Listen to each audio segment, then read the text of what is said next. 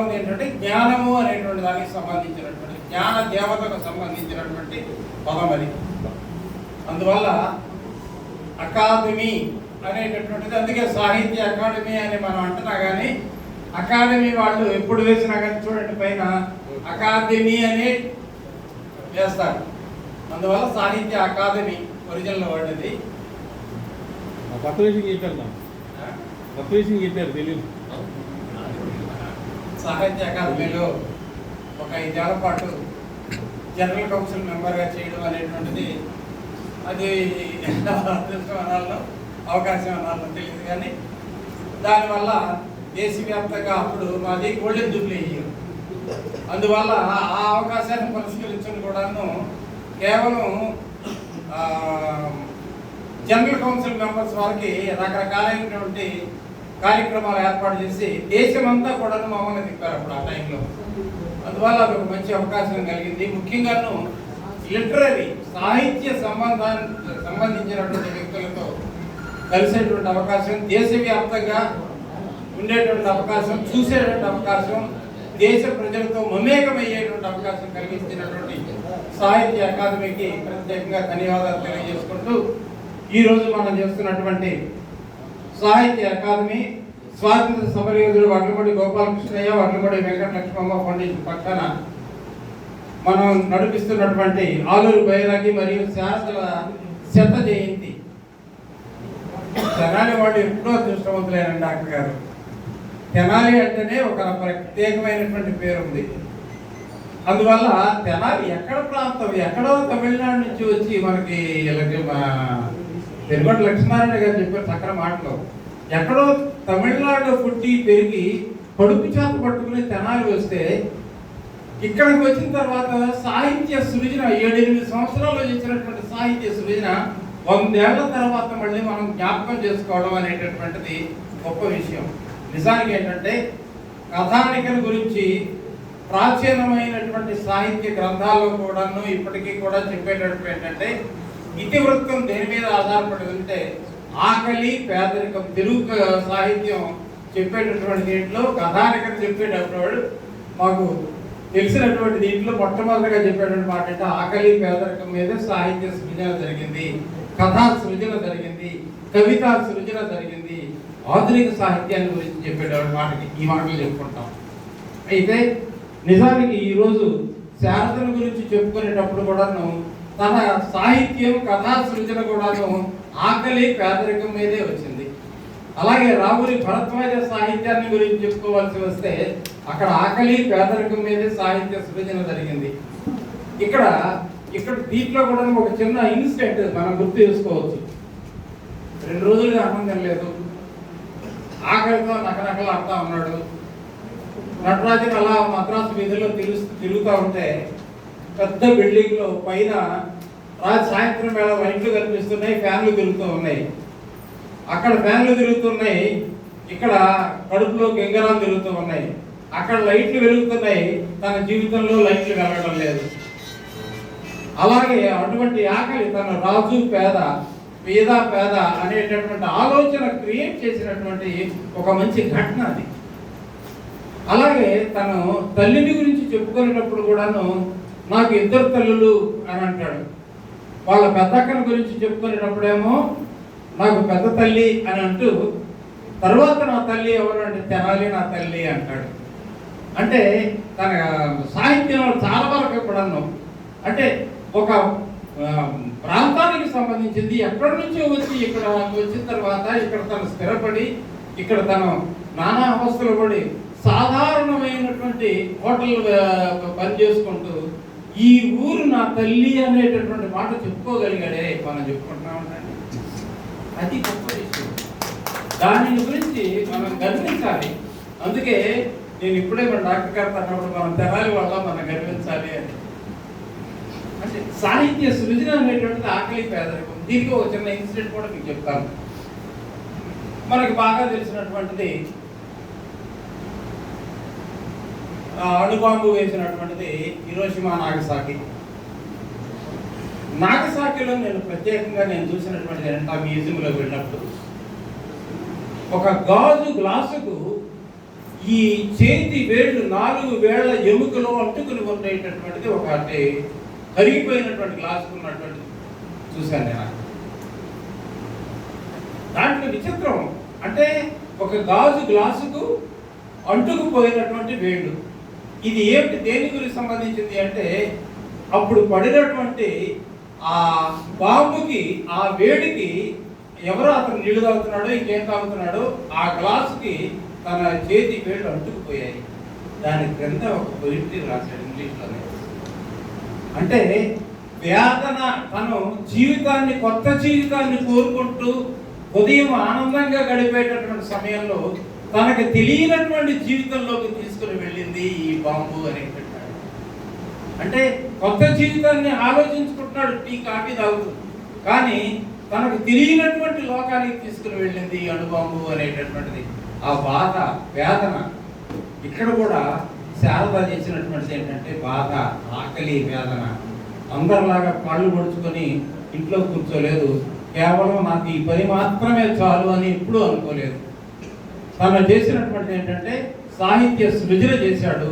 తను చేసినటువంటి వందల కథానికలు, నవలలు, ఇవన్నీ కూడా దేనికి చేశాడంటే రాబోయేటటువంటి తరాన్ని ఊహించుకుంటూ చేసినటువంటిది. ఇందాక నాకు లక్ష్మీనారాయణ గారు చెప్పేటువంటి మాట ఇంకోటి కూడా జ్ఞాపకం వస్తూ ఉంది. తను వైజ్ఞానికమైనటువంటి విషయాల గురించి ప్రస్తావించడం అనేటటువంటిది. అంటే ఇప్పుడు కవులు ఎప్పుడు కూడాను, ఈ రచయితలు వీళ్ళు ఎప్పుడు కూడా భవిష్యత్ దార్శనికులు దర్శిస్తున్నారు. తను విజ్ఞాన ఖగోళాన్ని చూసి ఒక చక్కని నవల రాశాడు.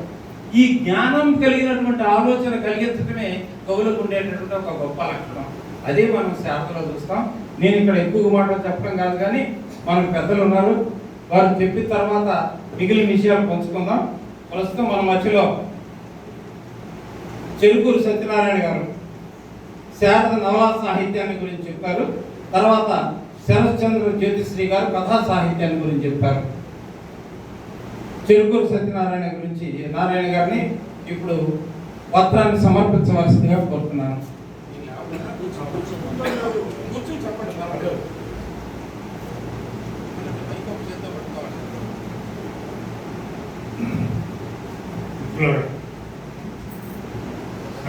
కుటుంబ సభ్యులకి, వేదిక పైన ఉన్న పెద్దలకి, వడ్రమూడి కుటుంబ సభ్యులకి, సాహిత్య మిత్రులందరికీ నమస్కారం.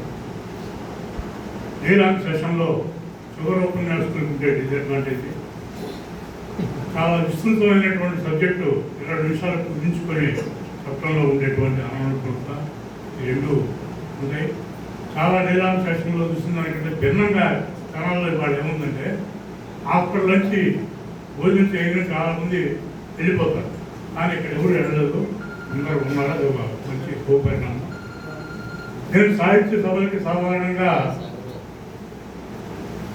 పిలిస్తే వెళ్ళను ఉపన్యాసకుడుగా, కానీ ఈ సభకి మిత్రులు పెరుగొండ శివప్రసాద్ ఇద్దరు చెప్పగానే ఎందుకు అంగీకరించారంటే, నేను తెలుగు కళా రచయితల్లోనూ నవలా రచయితల్లోనూ చాలా ఎక్కువగా అభిమానించే ఇద్దరు రచయితల్లో శారద ఒకరు.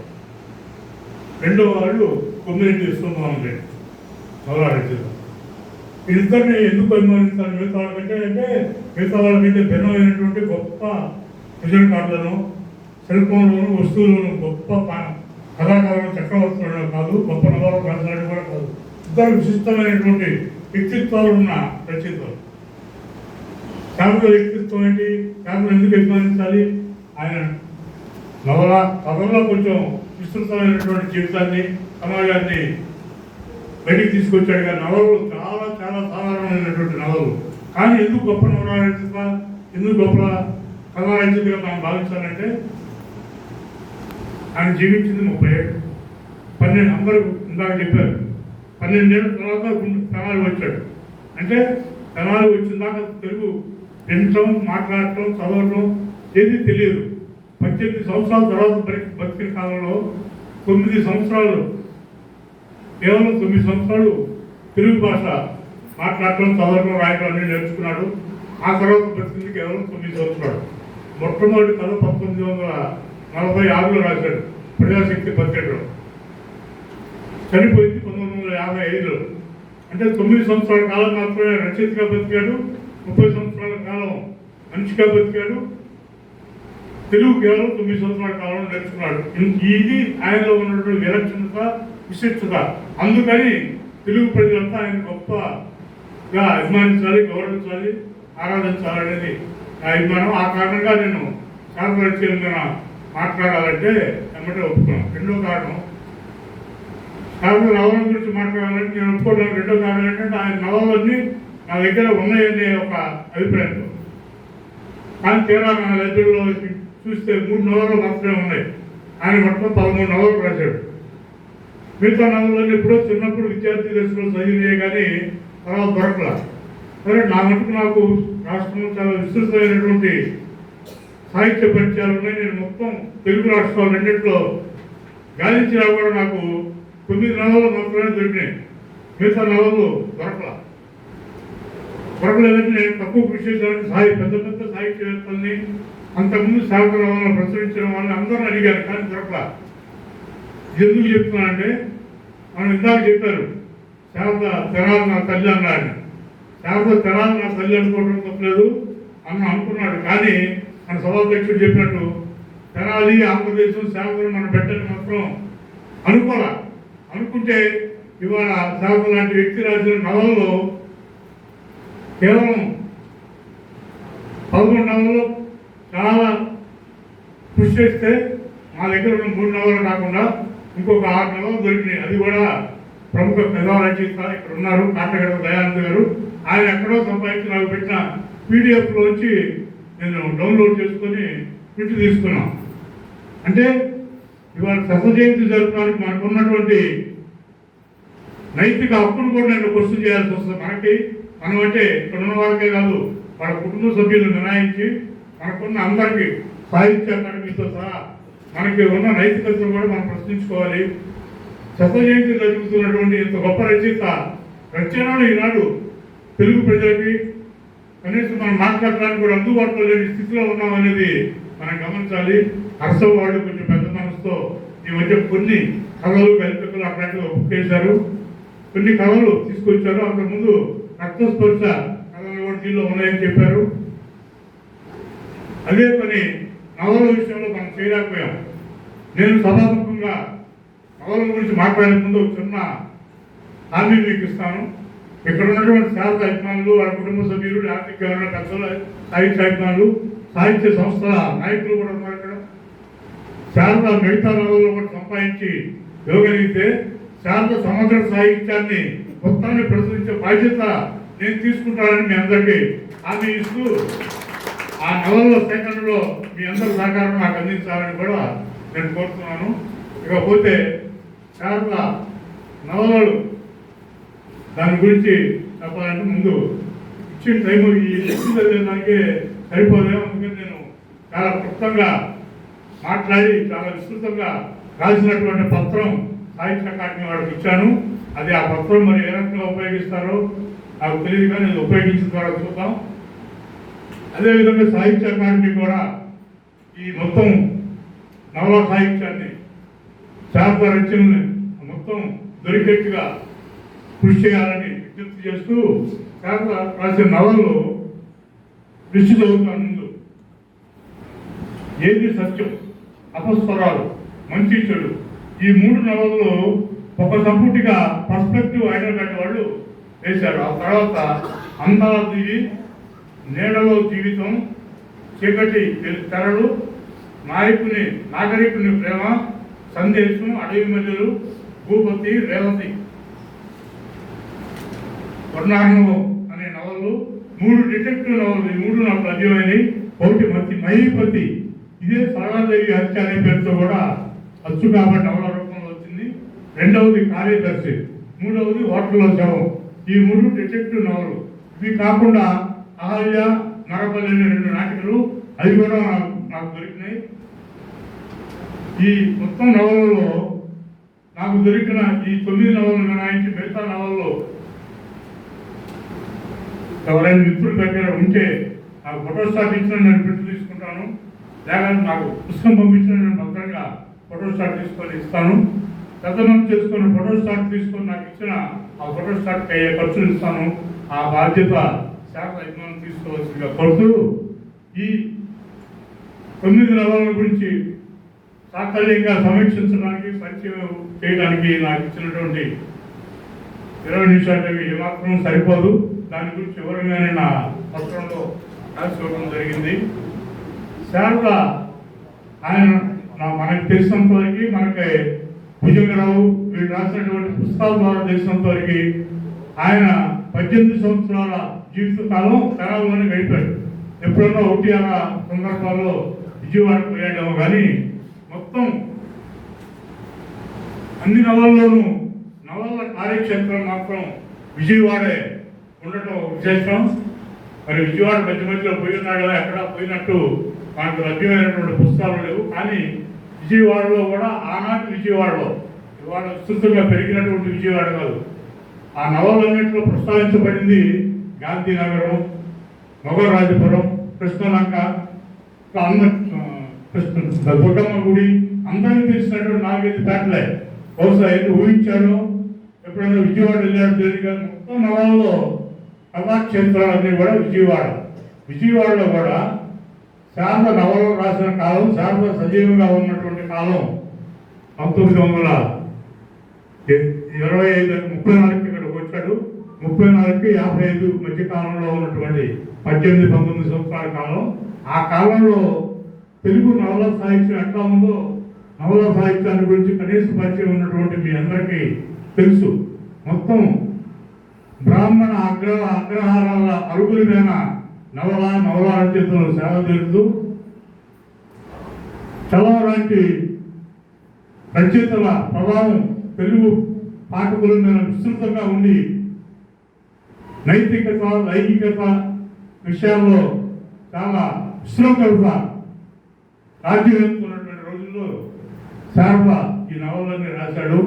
శారద నవలలో కూడా స్త్రీలు, వ్యభిచారం ఇవన్నీ ఉన్నా ఎక్కడ వ్యభిచారాన్ని మనం అసహించుకునే పద్ధతిలో స్త్రీల పాత్రలు ఏది శారద నవలలో మనకు కనపడదు.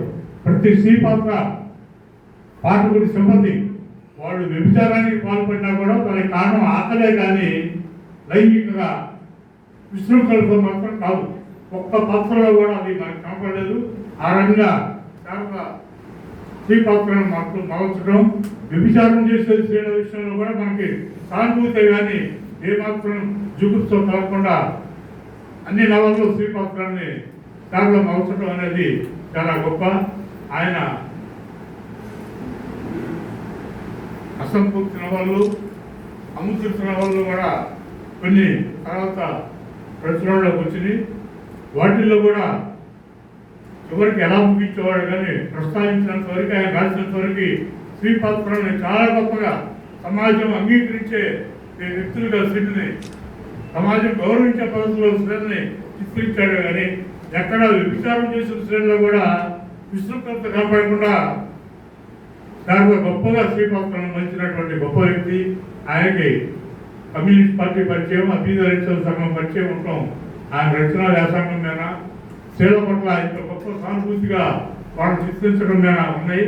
అయితే ఇక్కడ నేను కమ్యూనిస్ట్ పార్టీని, అభ్యుదయ రచనల సంఘాన్ని కూడా నేను ఆక్షేపిస్తున్నాను.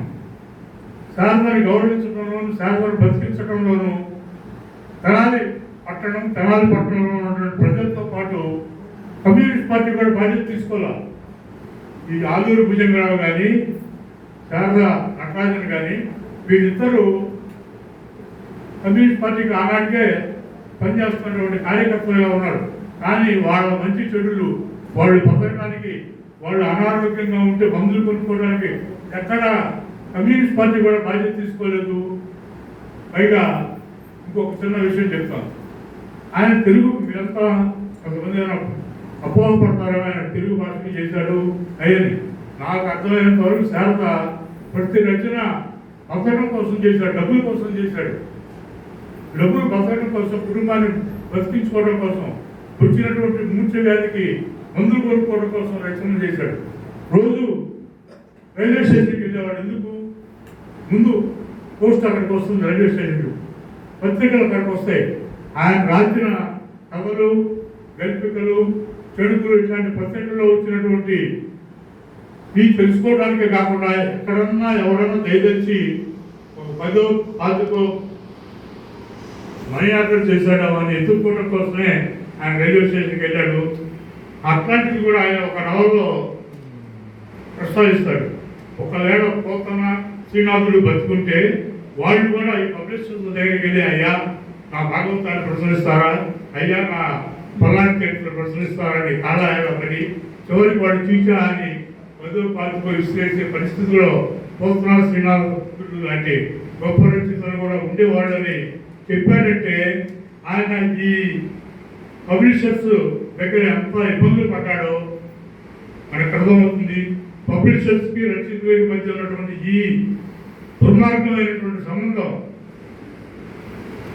80 ఏళ్ల క్రితం శారద ఏ ఇబ్బంది పడ్డాడో 2025లో కూడా రచయితలు అదే ఇబ్బంది పబ్లిషర్స్ వైపు నుంచి, బుక్ సెల్లర్స్ వైపు నుంచి పడుతున్నారు అనేది ఒక కఠోరమైనటువంటి వాస్తవాన్ని మనం అంగీకరిస్తే శారద పట్ల మనం ఆ రోజు కూడా నిర్దాక్షిణ్యంగా ప్రదర్శించాం, నిర్దాక్షిణ్యంగా వ్యవహరించాం. కనుక ఆయన శత జయంతి ఏదో మొక్కుబడిగా జరుపుకోవడం కాదు. ఇవాళ ఆయనకి మనం సేవ చేసే అవకాశం మనకు ఎలాగూ లభించలేదు, అయిపోయింది.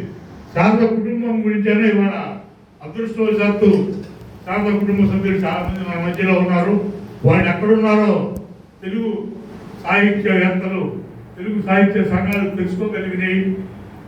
ఆయన వాళ్ళ కోసం ఏ రకమైనటువంటి ఆస్తిపాస్తులు సంపాదించకపోయినా మనలాంటి అభిమానులు సంపాదించి పెట్టాడు.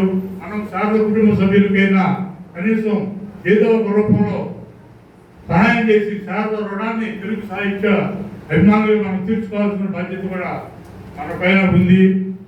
కనుక శారద నవల గురించి విస్తృతంగా పరిచయం చేయడం, ఆ కథలన్నీ చెప్పడం, కథల్లో ఆయన ఎట్లా పంపించాడు చెప్పడం ఈ కొద్ది సమయంలో సాధ్యం కాదు.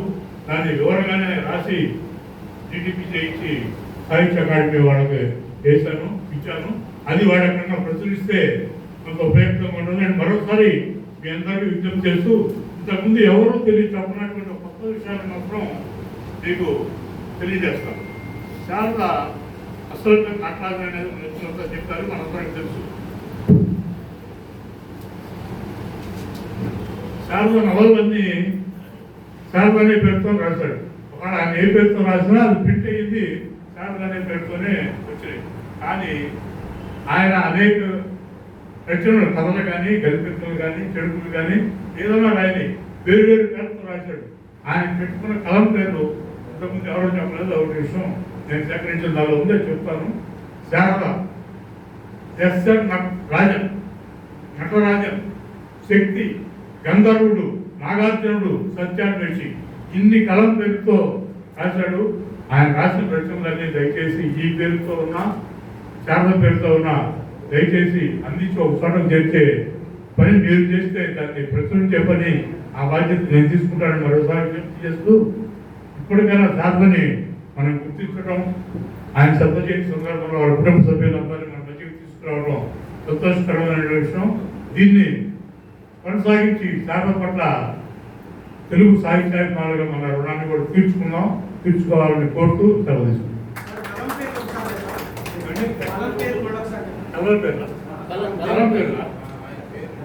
శారద నటరాజన్ అయితే తెలుసు.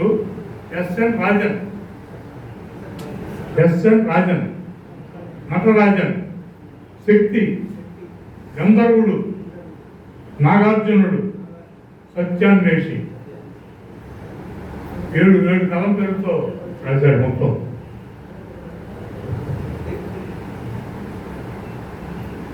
సత్యనారాయణ గారు చాలా చక్కని కొత్త విషయాలను ఆవిష్కరించారు. ఆయనకు ఉండేటటువంటి కలం పేర్ల గురించి. నిజానికి ఏంటంటే మొట్టమొదటిగా ఆయన కథలు కానీ, సాహిత్యాన్ని కానీ పైకి తీసుకొచ్చింది అప్పటికి ఉండేటటువంటి అభ్యుదయ రచయితల సంఘం, ముఖ్యంగాను తాపి ధర్మారావు గారు. ఆయన పత్రికల్లో మొట్టమొదటిగా చేశారు. ఒక్క మాట కాదండి, అసలు అభ్యుదయ రచయితల సంఘం వల్లనే సాహిత్య అకాదమీ వచ్చింది. ఎందుకంటే ఈ విషయాల గురించి నేను స్పష్టంగా చెప్తాను. సాహిత్య అకాదమీ అనేటటువంటిది రావడం కానీ కేవలం అభ్యుదయ రచయితల వల్లే జరిగింది. 1932లో మున్షీలాల్ ప్రేమ్చంద్ అధ్యక్షతన మనకి లక్నోలో జరిగింది. ఇది అభ్యుదయ రచయితల సంఘం భారతదేశానికి సంబంధించింది. 31-32లో తర్వాత మనకు పచ్చబెట్టి అన్ని రాష్ట్రాల్లో వచ్చింది. అక్కడికి వచ్చినప్పుడు దానికి ఆయన అధ్యక్షోపన్యాసం చేస్తే దానికి ముఖ్య అతిథిగా వచ్చినటువంటి వాళ్ళు ఎవరంటే జవహర్లాల్ నెహ్రూ. జవహర్లాల్ నెహ్రూ అధ్యక్షుడిగా వచ్చిన తర్వాత వీళ్ళు అభ్యుదయ రచయితలు దేశ స్వాతంత్రానికి సంబంధించినటువంటి ఇన్ని విషయాల గురించి చెప్తూ ఉంటే కేవలం మన ఇండియాలో మనకు సంబంధించింది మనం ఎందుకు చేయకూడదు అనే ఆలోచన కూడా తట్టింది ఎవరికంటే నెహ్రూకి. నెహ్రూకి ఆ ఆలోచన వల్ల దీన్ని అకాదమీ ఈ పేరు ఎక్కడి నుంచి తీసుకోవాలి అనుకున్నప్పుడు ప్లాటో గుర్తొచ్చాడు. ప్లాటోలో చేసినటువంటి అకాదమీ ఈ వర్డ్ జ్ఞానము నాలెడ్జ్, అందుకే ఈ రోజు వరకు కూడా మనకి ఫెస్టివల్ ఆఫ్ లెటర్స్ అనే వస్తుంది. ఏది అకాడమీకి సంబంధించి ఏది వచ్చినా కానీ ఏ ఫంక్షన్ జరిగినా కానీ ఫెస్టివల్ ఆఫ్ లెటర్స్ దాదా ఫిబ్రవరి మార్చి నెలలోనే అవార్డ్స్ అన్ని ఇస్తూ ఉంటారు. దేశవ్యాప్తంగా ఉండేటటువంటి రికగ్నైజ్ చేసినటువంటి అన్ని లాంగ్వేజెస్లో. అందువల్ల అకాడమీ ఏర్పడడానికి ప్రధానమైనటువంటి కారణం ఏంటంటే మన అభ్యుదయ రచయితల సంఘమే. దానికి మనం ఆనందించాలి, దాన్ని మనం గర్వించాలి. ఈ అభ్యుదయ రచయితల సంఘం తెనాల్లోనే జరిగింది కదా, 35 ప్రాంతాల్లో తెనాల్లో జరిగింది. తాపి ధర్మారావు గారి అధ్యక్షత జరిగింది. దీనివల్ల మనకి ఎక్కడి నుంచి ఈ తర్వాత వచ్చినటువంటి ఈ శారద రచనలు రావడానికి కూడా అభ్యుదయ రచయితల సంఘమే కారణం అవుతుంది. అంటే అభ్యుదయ రచయితల సంఘం సాహిత్యాన్ని జ్ఞానాన్ని ఏ విధంగా వృద్ధి చేసింది. అతి సామాన్యమైనటువంటి మానవుడు పల్లెల్లో భాష కలిగినటువంటి, అంటే సాహిత్య భాష అంటే తన రచన కానీ జ్ఞానం అంటే school formal education, school education లేనటువంటి వాడికి కూడాను ఒక పద్యం పాడటం కానీ నాటకం వేయడం కానీ నేర్పించింది ఎవరంటే మన అభ్యుదయ రచయితల సంఘం. అందువల్ల అభ్యుదయ రచయితల సంఘం ప్రోగ్రెసివ్ రైటర్స్ అసోసియేషన్ దేశవ్యాప్తంగా ఎంతో మందిని ప్రభావితం చేసింది. దానిలో మన శారద ఒకడు. ఈరోజు మనం 100 ఏళ్ల తర్వాత మనం జ్ఞాపకం చేసుకుంటున్నాం. మీరు ఆ విషయాలు చెప్పినందుకు నాకు ఈ విషయం గుర్తొచ్చింది. ఇప్పుడు మన మధ్యలో శరశ్చంద్ర జ్యోతిశ్రీ గారు ఉన్నారు. చిన్న విషయం చెప్పడం అవసరం అనుకుంటున్నాను, మర్చిపోయాను నేను. శారద పైన ప్రవీణ్ కుమార్ అనే ఒక వరంగల్కు చెందినటువంటి వ్యక్తి అంఫిల్ చేశాడు. అయితే అదృష్టవశాత్తు అన్ని శారద రచనలు అతను సేకరించాడు. అతని పేరు పెట్టయ్య. పేరు బాగా ప్రవీణ్ కుమార్ అని మార్చుకున్నాడు. అతను వరంగల్ ఎంఫిల్ సబ్మిట్ చేసి ఎంఫిల్ డాక్టర్ పొందాడు, ఎంఫిల్ డిగ్రీ. కానీ ఆ రోజు నుంచి ఈ రోజు వరకు ఆ ప్రవీణ్ కుమార్ అనే వ్యక్తి ఎక్కడున్నాడో ఏంటో ఎవరికి తెలియదు. అతన్ని తెలుసుకోవడం కోసం మన జన సాహితీ రవిబాబు గారు, దివ్కుమార్ రెడ్డి గారు ప్రయత్నం చేశారు, కానీ ఎవరో ప్రయత్నం చేశారు. ఆయన ఎక్కడ దొరికినా మనకి రచనలన్నీ దొరుకుతాయి. లేకపోతే మనం సమీకరించుకొని రచనలు సేకరించుకున్నాం, దొరుకుతాయి. కానీ ఆ విషయం ఎవరికైనా ప్రవీణ్ కుమార్ అందుబాటులో ఉంటే ఉన్నాడా లేదా అనే విషయం కూడా తెలుసుకోవాల్సిందిగా. కాకతీయ యూనివర్సిటీ వరంగల్ తెలుసుకోవాలి. మంచి దొరకట్లేదు అతను ఎక్కడున్నాడు.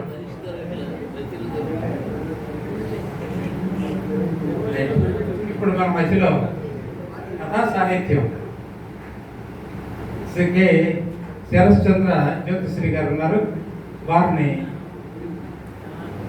శారద కథా సాహిత్యాన్ని గురించి ప్రసంగించవచ్చు.